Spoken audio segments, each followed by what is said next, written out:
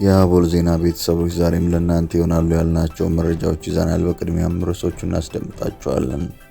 የኮንዶሚኒየም ዕጣን በተመለከተ ምላሽ ተሰጠ።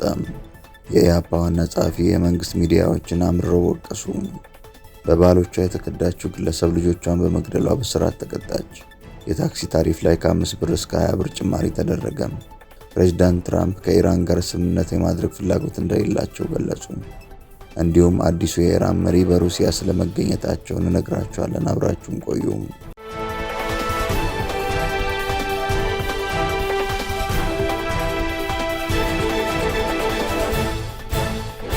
ሰላም ጤና ይስጥልን። ይህ አቦል ዜና ነው።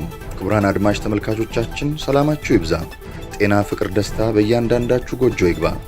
ትኩሱን እፍታ ፍታውን ለእናንተ ለተከበራችሁት ይዘን መጥተናል። ቻናላችንን ላይክ፣ ሼር እና ሰብስክራይብ በማድረግ አጣጥሙልን፣ ለወዳጅ ዘመድም አጋሩልን። እናመሰግናለን። የታክሲ ታሪፍ ላይ ከ5 ብር እስከ 20 ብር ጭማሪ ተደረገ።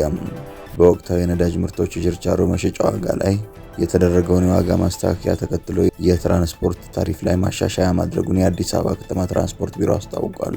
አዲሱ የታሪፍ ማሻሻያ ከዛሬ ሰኞ መጋቢት 7 2018 ዓ.ም ጀምሮ ተግባራዊ የሚደረግ ሲሆን ጭማሪው የከተማ አውቶቡስ አገልግሎትን ጨምሮ በሚኒባስ፣ በሚዲባስ እና የባጃጅ ትራንስፖርት አገልግሎት የሚሰጡ ተሽከርካሪዎችን ይመለከታል። በመሆኑም የህዝብ ትራንስፖርት አገልግሎት የሚሰጡ ሁሉም ተቋማት፣ ባለ ንብረቶች፣ ማህበራትና ግለሰቦች በአገልጋይነት ስሜት ህብረተሰቡን እንዲያገለግሉ ቢሮው ጠይቋል። አገልግሎቱን በተገቢ መንገድ የማይሰጡና ህብረተሰቡን ለተለያዩ እንግልቶችና ቢሮ ካስቀመጠው ህጋዊ ታሪፍ ውጭ የሚያስከፍሉ አገልግሎት ሰጪዎች ሲያጋጥሙ በነፃ የስልክ መስመር 9417 ወይም በአካል በአቅራቢያ በሚገኝ የትራንስፖርት ቅርንጫፍ ጽሕፈት ቤቶችና የትራንስፖርት ዘርፍ ባለሙያዎች የተሽከርካሪውን ሰሌዳና ሰዓት በመያዝ ጥቆማ መስጠት እንደሚቻል ቢሮ አስታውቋል። በከተማዋ ትንሹ የታክሲ ታሪፍ 10 ብር ሲሆን ትልቁ ደግሞ 55 ብር እንዲሆን ተወስኗል። የሚኒባስ ታሪፍ ደግሞ ትንሹ 15 ብር ሲሆን ትልቁ 45 ብር ሆኗል። የከተማ አውቶቡስ ዋጋ ደግሞ ዝቅተኛው 10 ብር ሲሆን ከፍተኛው ታሪፍ 70 ብር ተደርጓል።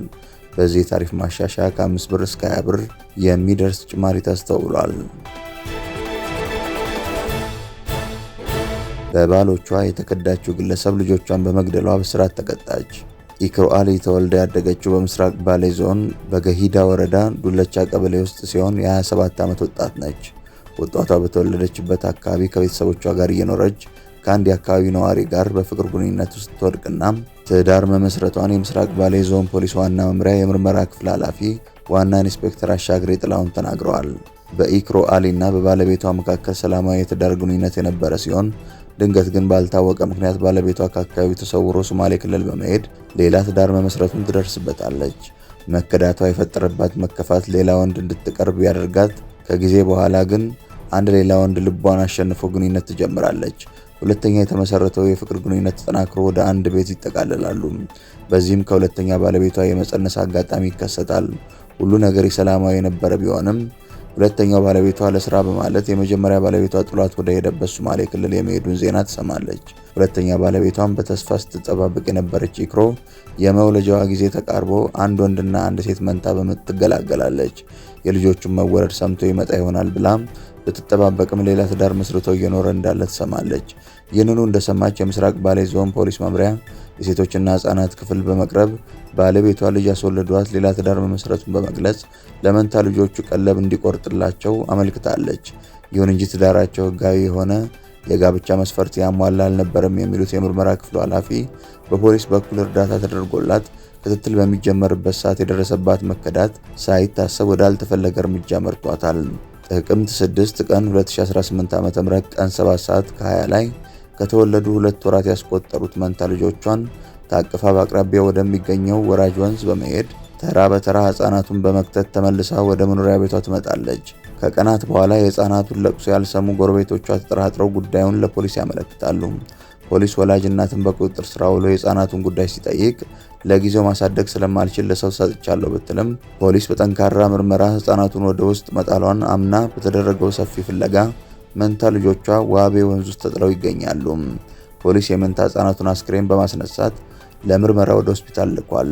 በድርጊቱ ፈጻሚ ተከሳሽ ላይ አስፈላጊውን ማስረጃ በማሰባሰብ የምርመራ መዝገቡን በማጠናቀቅ ለአቃቢ ህግ ይልካል። አቃቤ ሕግም በህፃናት ላይ በሚፈጸም ከባድ የግድያ ወንጀል ክስ መስርቷል። ክሱን ሲከታተል የቆየው የምስራቅ ባሌ ዞን ከፍተኛ ፍርድ ቤት የካቲት 26 ቀን 2018 ዓ.ም በዋለው ችሎት ተከሳሽ ኢክሮ አሊ አስባ አቅዳና ተዘጋጅታ የፈጸመችው የህፃናት ግድያ እጅግ ጨካኝና ነውረኛ በመሆኑ በ25 ዓመት እስራት እንድትቀጣ ወስኖባታል። የኮንዶሚኒየም ዕጣን በተመለከተ ምላሽ ተሰጠ።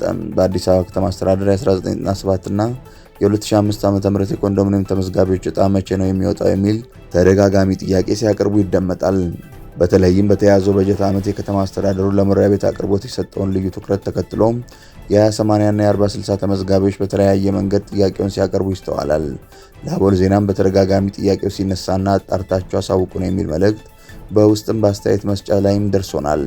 አቦል ዜና ይህንን ተደጋጋሚ የተመዝጋቢዎች ጥያቄ ይዛ ከቤቶች ኮርፖሬሽን መረጃ ለማጣራት በተደረገው ሙከራ የሚከተለው ምላሽ ተሰጥቷል።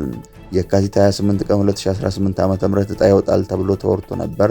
ለምን ቀረ ስንል ስማቸው እንዳይጠቀስ የኮርፖሬሽኑ ሰራተኛ በሰጡት ምላሽ ከከተማ አስተዳደሩም ሆነ ከቤቶች ኮርፖሬሽን የካቲት 28 የኮንዶሚኒየም ዕጣ ይወጣል ተብሎ የተሰጠ መግለጫ የለም ብለዋል። በእርግጥ የአድማጮቻችንን ጥያቄ ተደራሽ ለማድረግ እንጂ እንደ አቦል ዜናም በዚህ ጉዳይ ላይ የሰማነውና የዘገብነው ምንም አይነት መረጃ አልነበረም። ለተጠያቂያችን ያቀረብነው ወሳኝና ሁለተኛ ጥያቄ ኮንዶሚኒየም ዕጣ መቼ ይወጣል የሚል ሲሆን የሚከተለውን ምላሽ አግኝተናል። በበጀት ዓመቱ 100,000 ቤቶችን ለማጠናቀቅ 24 ሰዓት እየተሰራ ነው። በጠቅላይ ሚኒስትር አብይ አህመድ እና የአዲስ አበባ ከተማ አስተዳደር ከንቲባ አዳነች አቤቤ ለጉዳዩ ልዩ ትኩረት ሰጥተውታል። የተጀመሩት 97,000 ቤቶች ግንባታን በፍጥነት እየተከናወነ ይገኛል። አንዳንድ ሳይቶች ላይ የሚገኙ ቤቶች በቅርቡ ለዕጣ ዝግጁ ይሆናሉ ተብሎ ይጠበቃል። በመሆኑም የከተማ አስተዳደሩ በይፋ የዕጣውን ቀን እስኪናገር ተመዝጋቢዎች ቁጠባቸውን አጠናክረው ይቀጥላሉ ብለዋል። ከምርጫ በፊት ዕጣ ሊወጣ ይችላል ወይ ብለን ላቀረብነው ጥያቄ በቤቶቹ የግንባታ ፍጥነት ላይ ይመሰረታል። በተጨማሪም ዕጣ መውጣት አለመውጣቱ የሚወስን የራሱን የቻለ አካል አለ። ነገር ግን እንደ ግሌ ከምርጫ በፊት የተወሰኑ ቤቶች ዕጣ የማውጣት ስነስርዓት ይኖራል ብዬ እጠብቃለሁ ብለዋል። የኮንዶሚኒየም ተመዝጋቢዎች በተለያዩ የማህበራዊ ሚዲያ ገጾች ላይ የሚሰራጩ የሐሰት መረጃዎችን በመተው የከተማ አስተዳደሩ የሚያሰራጫቸውን ጥሪዎች እንዲከታተሉም ጥሪ አቅርበዋል። የኢሃፓ ዋና ጸሐፊ የመንግስት ሚዲያዎችን አምርረው ወቀሱ። የኢሃፓ ዋና ጸሐፊ ምስጢረ ስላሴ ታምራት በወቅታዊ የምርጫ ክርክር ሂደት ላይ የኢትዮጵያ ብሮድካስቲንግ ኮርፖሬሽን ኢቢሲ እና አዲስ ሚዲያ ኔትወርክ ገለልተኝነት የጎደለው አሰራር እያሳዩ መሆኑን በብርቱ ተችተዋል። እንደ ዋና ጸሐፊዋ ገለጻ ሚዲያዎቹ ክርክሩን የሚያካሂዱባቸውን ቦታዎች የሚመርጡት ሆን ተብሎ የብልጽግና ፓርቲን የኮሪደር ልማት ፕሮጀክቶች ለማስተዋወቅና ለገዢ ፓርቲ የምርጫ ቅስቀሳ እንዲያመች ታስቦ ነው። ምስጢረ ስላሴ በኢቢሲ በተዘጋጀው የክርክር መድረክ ላይ ፓርቲያቸውን ወክለው በተሳተፉበት ወቅት ክርክሩን የመራው ባለሙያ 100% የገዢ ፓርቲን ስራዎች ሲያስተዋውቅ እንደነበር ታዝበዋል። የሚዲያ ባለሙያዎች የቦታ መረጣና አቀራረብ ያላቸውን ተጽዕኖ እያወቁ ሆን ብለው ለገዢ ፓርቲ አድሎ ማድረጋቸው ተቋማቱ ራሳቸው እንደ ተጨማሪ የብልጽግና ወኪል እንዲቆጥሩ አድርጓቸዋል ሲሉ ወቅሰዋል። ዋና ጸሐፊዋ አክለውም ሚዲያዎቹ ተቃውሞ ያለባቸውንና የሚዲያዎቹን ወገንተኝነት የነቀፉባቸውን የንግግር ክፍሎች ቆርጠው እንደሚያወጡ ገልጸዋል። በተለይም አዲስ ቲቪ በምርጫና በሀገራዊ ጉዳዮች ላይ የሰጡትን ሙሉ ቃለ መጠይቅ አፍኖ ማስቀረቱን በመጥቀስ የህዝብ ሚዲያ የመንግስት ፕሮፓጋንዳ መሳሪያ መሆን እንደሌለበትና በምርጫ ወቅት እንኳን ገለልተኝነት ሊታይ እንደሚገባ አሳስበዋል። ኢሃፓ በምርጫው ሂደት እስከ መጨረሻው ለመቀጠል ካስቀመጣቸው ቅድመ ሁኔታዎች አንዱ የሚዲያ ነጻነትና የዲሞክራሲ ተቋማት ገለልተኝነት መሆኑን ምስጢረ ስላሴ አስታውሰዋል።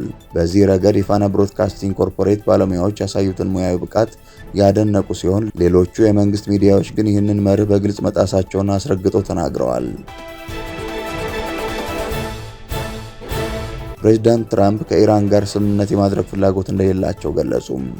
የአሜሪካው ፕሬዝዳንት ዶናልድ ትራምፕ በአሁኑ ወቅት ከኢራን ጋር ያለውን ጦርነት ለማቆም የሚያስችል ድርድር ለማድረግ ዝግጁ እንዳልሆኑ አስታውቀዋል። ፕሬዝዳንቱ ይህን ያሉት ኢራን በወታደራዊ ዘመቻው ሙሉ በሙሉ ተሸንፋለች ባሉበት ወቅት መሆኑን አልአረቢያ ዘግቧል። የአሜሪካና እስራኤል ጥምር ኃይል በኢራን ላይ የተጀመረው ወታደራዊ ጥቃት በሁለተኛ ሳምንቱ ላይ በሚገኝበት በዚህ ወቅት ፕሬዝዳንት ዶናልድ ትራምፕ በራሳቸው የማህበራዊ ትስስር ገጽ ላይ ባሰፈሩት መረጃ ኢራን ሙሉ በሙሉ ተሸንፋለች ብለዋል። ፕሬዝዳንቱ አክለውም የቴህራን ባለስልጣናት ጦርነቱን ለማቆም ስምምነት ቢፈልጉም እሳቸው ግን አሁን የቀረበውን አይነት ስምምነት ለመቀበል ፈቃደኛ እንዳልሆኑ ገልጸዋል። ትራምፕ የሐሰት ሚዲያዎች የአሜሪካ ጦር በኢራን ላይ ያስመዘገበውን ድል መዘገብ አይፈልጉም፣ ኢራን ስምምነት ትፈልጋለች፣ ነገር ግን እኔ የምቀበለው አይነት ስምምነት አይደለም በማለት አቋማቸውን በግልጽ አስታውቀዋል። አዲሱ የኢራን መሪ በሞስኮ በሕክምና ላይ መሆናቸው ተሰማ። በቅርቡ በኢራን ላይ በተሰነዘረ ጥቃት የአባታቸውን ቦታ የተኩት አዲሱ የኢራን የበላይ መሪ ሙጅተባ ኻሜኒ በደረሰባቸው ከፍተኛ ጉዳት ምክንያት ለቀዶ ጥገና ወደ ሞስኮ መጓዛቸው ተዘግቧል። የኩዌቱ አልጃሪዳ ጋዜጣ እንደዘገበው መሪው ጉዳት የደረሰባቸው የካቲት 28 ቀን አሜሪካና እስራኤል በቴህራን ላይ በሰነዘሩት የሚሳኤል ጥቃት ሲሆን በዚህ ጥቃት የቀድሞ መሪ አያቶላህ አሊ ኻሜኒ መገደላቸው ይታወሳል። ፕሬዝዳንት ፑቲን ለቀዶ ጥገናው አስፈላጊውን ድጋፍ በራሳቸው እንዳቀረቡና መሪው በሚስጥር በሩሲያ ወታደራዊ አውሮፕላን ወደ ሞስኮ መወሰዳቸው ተገልጿል። ይህ ዘገባ የወጣው የአሜሪካ ፕሬዝዳንት ዶናልድ ትራምፕ መሪው በህይወት ስለመኖራቸው ጥርጣሬ ካሳደሩ በኋላ ነው። ኤንቢሲ እንደዘገበው ትራምፕ በህይወት ስለመኖሩ እርግጠኛ አይደለሁም፣ ካለም ለአገሩ ብልህ ውሳኔ ወስኖ እጁን መስጠት አለበት ሲሉ ተደምጠዋል። በተመሳሳይ የአሜሪካ መከላከያ ሚኒስትር ፔት ሄግሴዝ ሙጅተባ ኻሜኒ በደረሰባቸው ጥቃት ቆስለዋል፣ ምናልባትም መልካቸው ተበላሽቷል ሲሉ ገልጸዋል።